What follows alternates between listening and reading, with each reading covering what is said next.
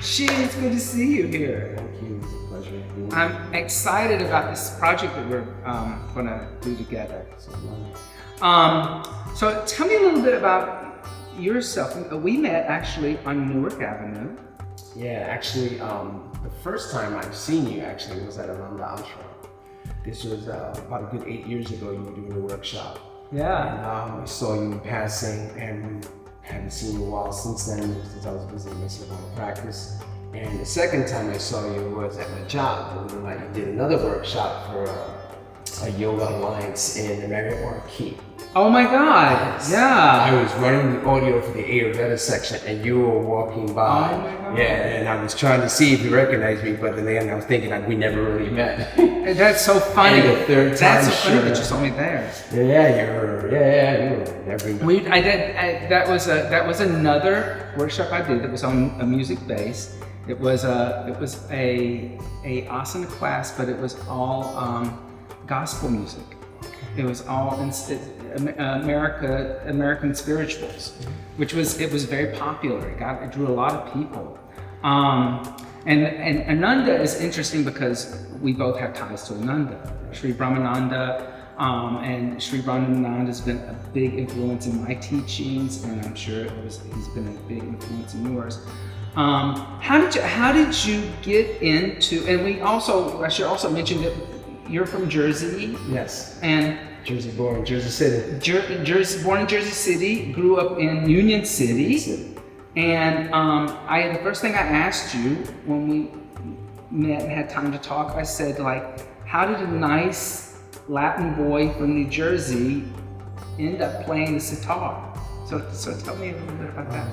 Yeah, originally when I was a child, I was exposed to the sounds of the Indian culture when I was really, really young. And for some reason, it just stuck with me the whole time I was really young, and I was fascinated. And when I figured out it was Indian music, obviously I started getting visuals of it as well, which drew me even more.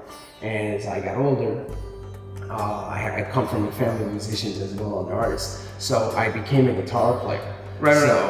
Once I got to that part, I was always chasing the sound of the sitar as a guitar player. So for many years, I was playing guitar on the rock bands, and always had a sitar effect or somewhat. Right.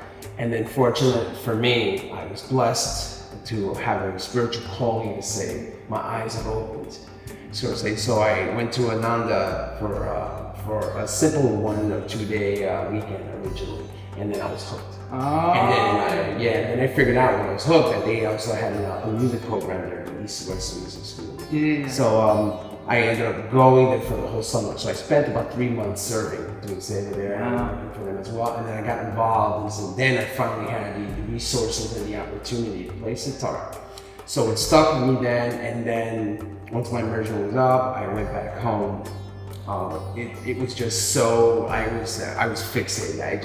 I knew I wasn't dropping the guitar, but that's exactly what happened. Yeah. And I dove into the sitar full on. So I was like, if I'm gonna do this the right way to help people, spread the word and heal, really, that's really why I play sitar, to get everyone into that meditative spirit, I had to go to the source. So you went to India? So I went to India. Yeah, I just winged it. And you met your guru? I met several teachers before I met my guru, but luckily for me, and where I ended up, just time and space and everything came together, I found a phenomenal teacher, Saroj Lupiji in Mysore. Right. And I also had a yoga practice. I ended up doing my teacher training as well. Oh. So I was juggling 2 things at once. So I made a promise to myself that the next time I came back to India, I was going to go full on with sitar because I was only doing a little bit. Right. Sure enough, I couldn't wait. As soon as I got back home, 6 months later, I went back to India.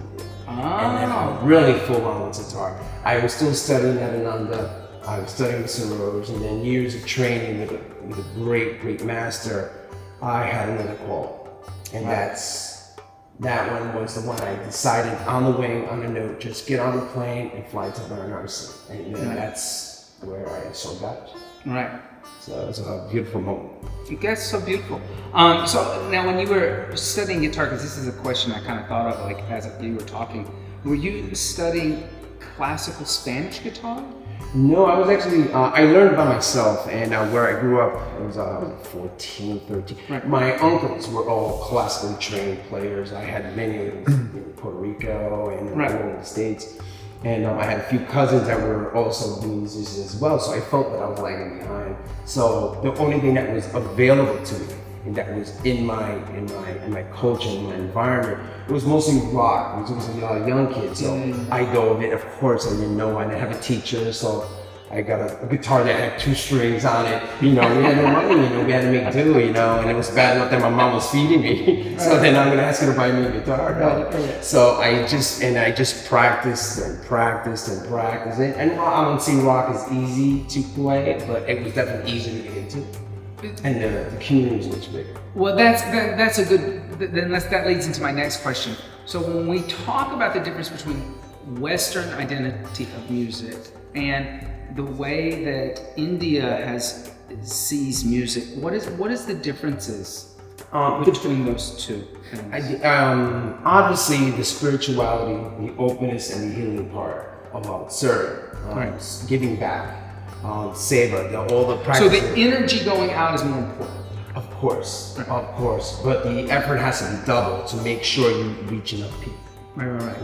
So many instruments have different things, but the essential goal is all about getting inward to go outward.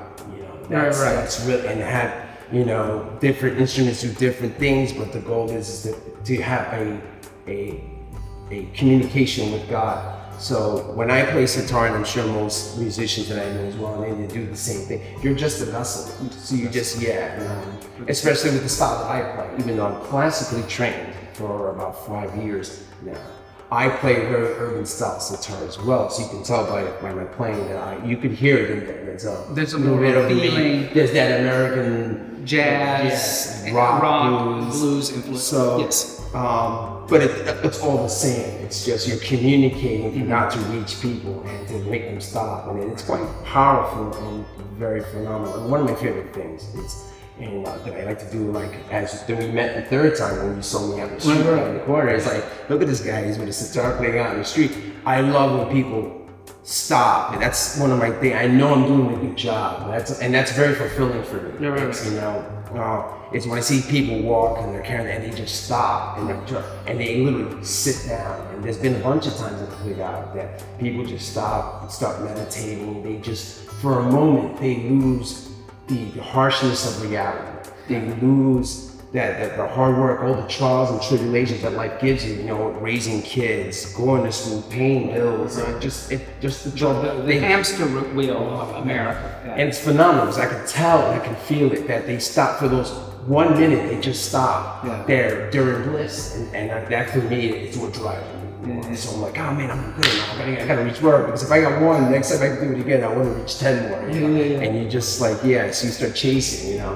So one of the things that I've always found interesting in Indian culture and how it differs from Western culture is you're talking about that idea of the drive that American culture has, the hamster wheel, the do it now, go.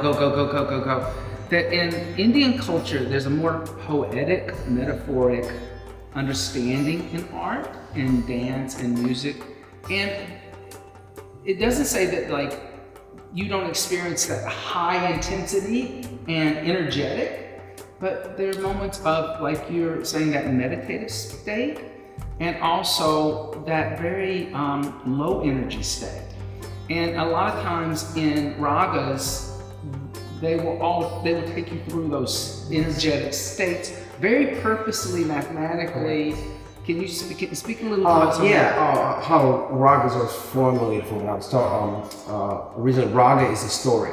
Right. It's a story that you tell, and when you tell the story, you go slow to bring people in. Right. When you explain something very openly and honestly, it's at a slow pace because you want everyone to start understanding. And there's it's like a time travel. It's like you go through the slow pace, and then each section of the ragas, if I'm correct, there's probably 7 or 8 of them. There's the ala, which is the really slow, really meditative, really open. Right. There's no real format except that the time is really slow. You're luring people in, and then you jump into the jog, which is a little more rhythmic, where it sets the tone. Yeah. Where you're going. Then you got the gods, and then there'll be several gods. Then you have pauses. You have all these little sections that's kind of not necessarily speed up. You can speed up, but there is a different dynamic. Yeah. Just like life, when you were born, you're a baby. Not life isn't really fast. You're slow. You're absorbing everything first, and that's the hour. You're brand new. You just woke up and you're absorbing. Then as you get older, you discover things, you become creative. You start to follow patterns, and you develop routines and patterns, and those patterns kind of get complicated if you choose to. You choose to. Or they can be more simple, but even if they're simple, there's still more patterns to get into. Yes. And then at the end, you're in a rush or you're speeding up the tempo, which adds an excitement. So which is cool, because when I speed up when I play and I look back on the slower parts, it is exciting. It's like I started from 1 or 2 beats right. to ending this dropping the. So it's kind of like life, and even when the raga ends, it's almost like that. Yeah. It is. It's like you have your Shiva moment. Yeah. And then the release. Yeah, and then it's over, and then you have to sit back and just be. And this theme is actually what we're working on together. So this is what we're going to be working on in our workshop we're going to do together. We're going to explore those different elements within music, and also within the concept of yoga asana, meditation, and pranayama. That we have those moments where things are really fast and exciting and heat building, and then we have things where things slow down, they're more passive and cooling, and then very temperate, thoughtful, and meditative. And how can the idea of music interact with the experience, the spiritual experience we're having while in the body and practicing yoga asana, pranayama, and meditation. And I think that's going to be very exciting, because in the West we've kind of colonized music in a way that we're misusing music in a yoga class. I do think that it's valid to bring music into a yoga class if we bring it into it in a very thought-provoking way. Like what is the outcome that we want to have from the interaction with the music. And this tradition has always been thoughtful like that. So it's going to be April the 25th at Urban Sadhu Yoga, Jersey City. I don't know if we're doing this virtually or not. It may be something we want to think about, especially if people reach out. From 5 to 7 p.m. So it's 2 hours, but musically probably about an hour and 35, 40 minutes. Because we'll have we'll have a little time to talk and explain, like, just like in any workshop, what we're doing. So it won't be 2 hours of nonstop movement and not 2 hours of nonstop playing. And Shiv in Austin, and we'll see you there. Shiv, can you give us a little sample of what we're going to be hearing? Sure. Okay.